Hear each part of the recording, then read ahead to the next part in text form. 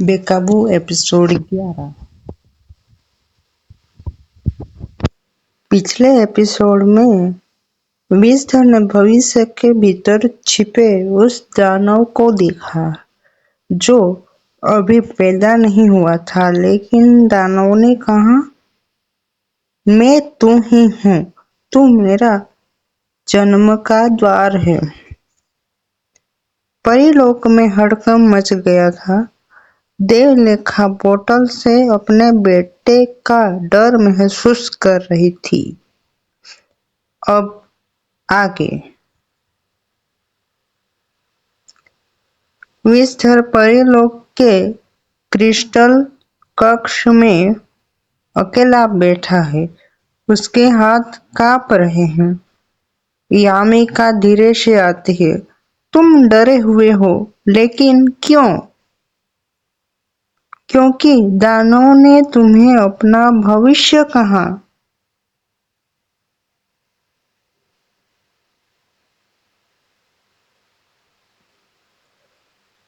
विषधर दबी आवाज में, अगर वो सच हो तो? अगर मैं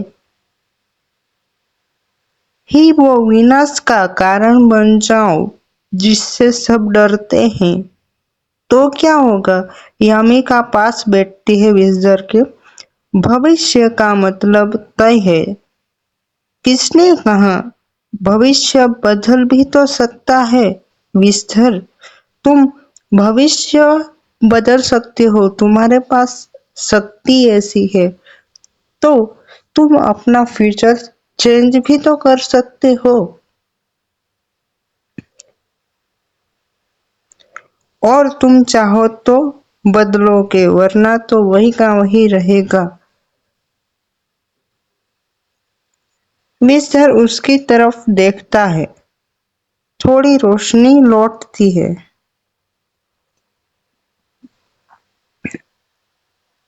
विशाल सभा कक्ष, सभी परियों के नेता बैठे हैं। अलमीरा गहरी आवाज में, भविष्य दैत्य की आंखें खुल चुकी है और वह विषधर से जुड़ा है। हम जोखिम नहीं ले सकते। सरस्वती विरोध करती है। ये बच्चा, उसे मार्गदर्शन चाहिए। आप सजा उल्टा उसे दे रहे हो, ये गलत है। तरंगिनी बीच में टोकते हुए बोलती है, हमें उसे नजरबंद करके उसकी शक्तियों की सीमा जाननी होगी। अलमीरा अंतिम निर्णय लेती है। विषधर पर नजर रखी जाएगी। अगर दानव ने एक कदम भी बाहर निकाला तो विषधर को समय बांध दिया जाएगा, उसी समय बांध दिया जाएगा। यामिका चौंक जाती है। विषधर यामिका से बात करते हुए उससे पूछता है, यह एक ऐसी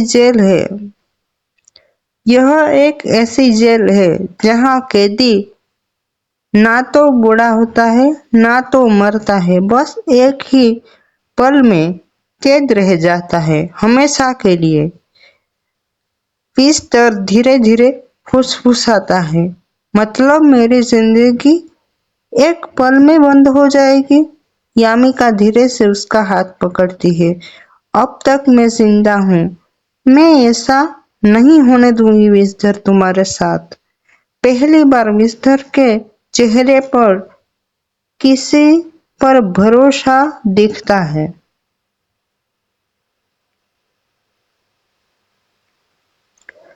देवलेखा पोर्टल की दूसरी तरफ बेचैन है। उसका माँ वाला दिल कुछ बड़ा खतरा महसूस कर रहा है। वह निर्णय लेती है, नियम तोड़ने होंगे। मैं अपने बेटे को अकेला नहीं छोड़ सकती। स्वार्थ उसे रोकने की कोशिश करता है। देवलेखा परीलोक का नियम है, कोई भी वहां बिना बुलाए नहीं जा सकता। ये युद्ध पैदा कर देगा। देवलेखा आंखों में आंसू लेकर कहती है, अगर युद्ध मेरे बेटे को बचाने के लिए होता है तो मैं हर युद्ध के लिए तैयार हूँ। वह अपनी जादुई तलवार उठाती है। तभी बिजली गिरती है। पोर्टल धीरे धीरे खुद ब खुद खुलने लगता है, जैसे किसी ने उसे दूर से बुलाया हो। देवलेखा चौंक जाती है। विस्तर, तुमने मुझे बुलाया? लेकिन ये विस्तर नहीं था, कोई और ही शक्ति पोर्टल चला रहा था। परीलोक के भीतर तल घर में गुंबद फिर से हिलना शुरू हो जाता है। ठक ठक ठक। सरस्वती और तरंगिनी ढालें मजबूत करती है, लेकिन दरारें जो होती है वो बढ़ जाती हैं। अचानक गुंबद फट जाता है, लेकिन दानव बाहर नहीं निकलता। सिर्फ एक काला हाथ बाहर आता है, धुएं जैसा पर बेहद मजबूत। वह हाथ समय रेखाओं को पकड़ता है और उन्हें मरोड़ने लगता है। चारों तरफ भविष्य की तस्वीरें बिगड़ने लगती है। परीलोक आग में देवलेखा गिरी हुई, विस्तर खून में लथपथ होता है। स्वार्थ का कोई भविष्य नहीं है। यामिका रोती हुई सरस्वती चिल्लाती है, विस्तर को बुलाओ, अभी के अभी। विस्तर दौड़कर तलवार के तलगर जो होता है वहां पर जाता है। वो भविष्य दानव का काला हाथ उसे देखते ही उस तरफ मुड़ता है जहां विस्तर था, जैसे उसे पहचानता हो। मतलब वो जो हाथ है वो विस्तर को पकड़ने के लिए उसकी ओर मुड़ता है, जैसे उसे पहचान गया हो कि ये यही विस्तर है। मैं तुम हूं और तू मैं। तू जितना मुझसे भागेगा मैं उतना बड़ा बनूंगा। विस्तर गुस्से में, मैं तुझसा नहीं हूं, मैं रक्षक हूं। दानव का हाथ एक ही झटके में विस्तर को हवा में उठा लेता है। विस्तर तड़पता है। उसकी आंखों में सफेद सा कुछ पड़ जाता है। उसका रक्षक भविष्य और दानव का विनाश भविष्य। गुफा कांपने लगती है।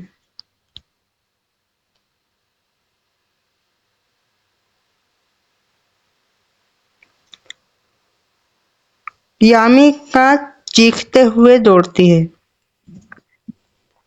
उसे छोड़, वो तुझसा नहीं है।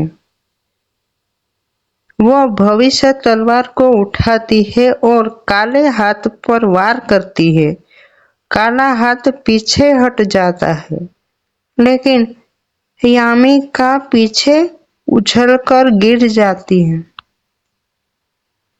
विस्तर जमीन पर गिरता है, लेकिन होश में था वो। वह चीखता है, यामिका! यामिका आधी बेहोश। वह धीमे से कहती है, मैंने कहा था ना, जब तक मैं हूं तुम्हें कुछ नहीं होने दूंगी।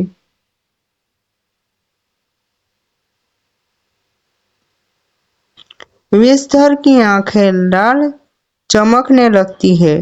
पहली बार शक्ति बढ़ रही थी। दूर से एक और आवाज आई। गुफा की दीवारें काली होने लगती है। अलमीरा डर कर कहती है, ये भविष्य दैत्य नहीं, ये तो उसका पिता है। सब वहां पे चौंक जाते हैं और उनकी आंखें बड़ी हो जाती है क्योंकि वो चौंक गए थे। जो उसने बोला था उसी वजह से।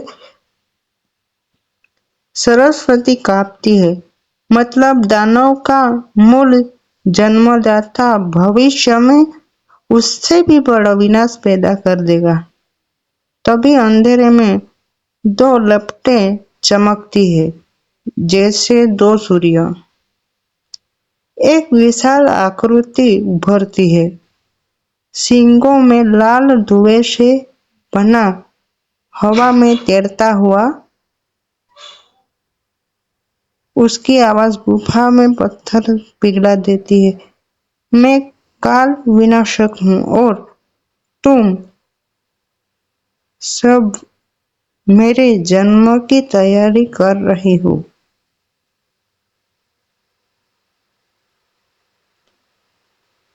और परीलोक में कदम रखता है। यह महान खतरा अब दुनिया में प्रवेश कर चुका है। तो एपिसोड 12 में क्या होगा? यहाँ पे एपिसोड 11 जो है वो एंड होता है।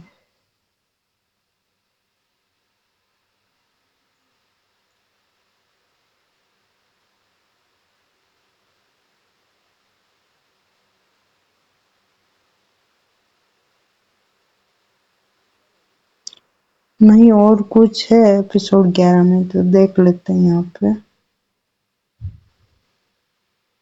कितना ही देखते हैं, कितना ही देखते हैं। यहाँ पे पहले देख लेते हैं कितना। हाँ, थोड़ा सा ही है तो मैं पढ़ लेता हूँ। यहाँ पे एपिसोड 11 और भी है, थोड़ा सा देख लेते हैं।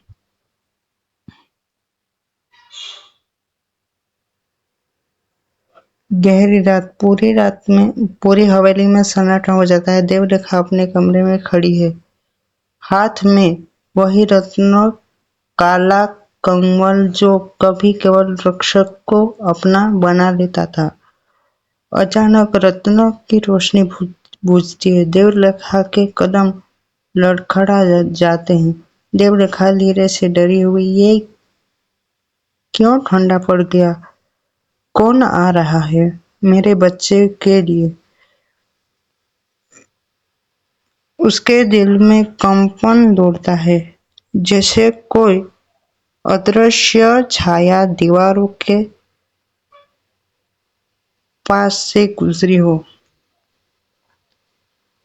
देवलेखा भागकर स्वार्थ के पीछे जाती है। क्या हुआ? सांस क्यों फूल रही है तुम्हारी?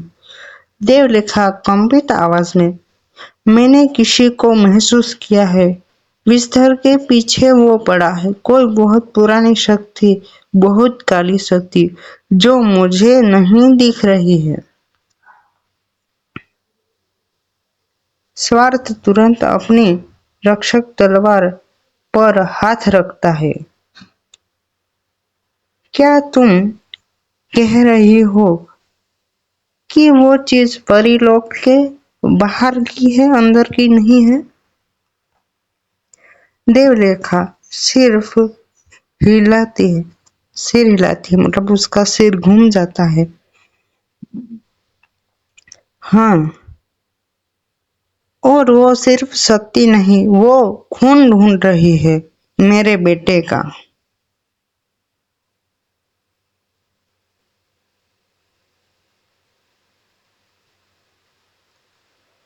विजधर अपने कमरे में गहरी नींद में है, लेकिन अचानक उसकी आंखों मतलब जोर से खुलती है क्योंकि वो डर चुका था। कमरा एक पल में नीचे धुएं से भर जाता है। फिर एक भविष्य दर्शन उसके सामने चमकता है। खुद को एक पहाड़ पर अकेला पाना, चारों ओर राख और उसके सामने एक बेहद भयानक छाया। उसकी आंखों हरे जहर से भर चुकी थी। एक आवाज, तुम भारी,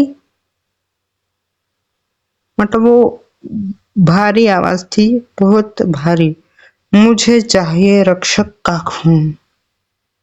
विषधर चीख कर उठता है, नहीं, ये नहीं हो सकता। वह दौड़कर देवलेखा और स्वार्थ के कमरे में चला जाता है। माँ, वो कोई है जो मेरे पास आ रहा है। देवलेखा का चेहरा एकदम सफेद पड़ जाता है। तुमने उसे देखा बेटा? विस्तर कांपती हुई आवाज में, हाँ, उसकी आंखें जहरीली और आग जैसी थी माँ। स्वार्थ तुरंत हाथ देवलेखा और विषधर के कंधों पर रखता है। हम तीनों साथ हैं तो कोई भी हमारा बाल बांका नहीं कर सकता। हम साथ लड़ेंगे। देवलेखा फिर भी अस्थिर थी। उसकी आंखों में डर बढ़ रहा है। परीलोक में हलचल। महारानी काले जंगल की तरफ एक अनजान शक्ति देखी गई है। उसने महसूस किया होगा। वो आपकी हवेली की तरफ आ रही है। देवरेखा धीरे से कहती है, तो मेरा अंदेशा सच था, वहम नहीं। हवेली के बाहर तेज हवा चल रही होती है। अचानक आसमान में भयानक चीख गूंजती है। बिजली गिरती है, धरती हिलती है और दरवाजे पर जोर से थप्पड़ पड़ने की आवाज आती है। मैं अकेला नहीं हूँ। मैं छुपूंगा नहीं। ये मेरी दुनिया है, मेरा घर है। देवलेखा उसे रोकने की कोशिश करती है। नहीं, तुम अभी तैयार नहीं हो बेटा। लेकिन तभी उसका रत्न काला कंवल अचानक तेज जलने लगता है। देवलेखा डर के पीछे हट जाती है। देवलेखा फुसफुसाते हुए, ये उसे पहचान रहा है। वही आ रहा है जो मेरे सपनों को चीर कर रख देता था। दरवाजा फट कर खुलता है। अंदर घुसती है एक विशाल काली छाया। उसके सिर पर सिंह, आंखें हरे जहर जैसी और शरीर धुएं और राख से बना होता है। नाम विशारक था उसका। एक नया खलनायक की एंट्री हो चुकी है। अब इस स्टोरी में और थ्रिल और मसाला होगा। विष का देवता और परियों का प्राचीन दुश्मन, वह गुर्राता है। मैं आया हूँ रक्षक के खून के लिए। विषधर की आंखें तेज नीली चमकने लगती हैं। देवलेखा उसके सामने कवच की तरह खड़ी हो जाती है। मेरे जीते जी मेरे बेटों को छू भी नहीं पाओगी तुम। हट जाओ यहाँ से। मेरे बेटे से दूर चले जाओ।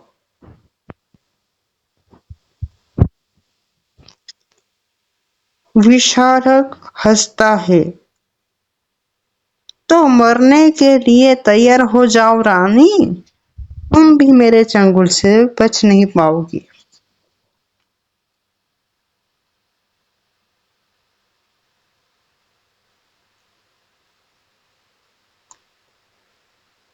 देवलेखा का डर सच हो चुका है। विशारद विषधर को पानी आया है। विषधर के भविष्य देखने की शक्ति पहली बार खुल चुकी है और देवलेखा पहली बार अपने बेटे के लिए सामने लड़ने को तैयार है। अब स्टोरी और इंटरेस्टिंग हो चुकी है। देखते हैं एपिसोड 12 में हमें क्या देखने को मिलता है। तब तक वेट कीजिए अगले एपिसोड का। Thank you guys. मिलते हैं बेकाबू सीरीज के एक और नए एपिसोड के साथ। तब तक अपना ख्याल रखना।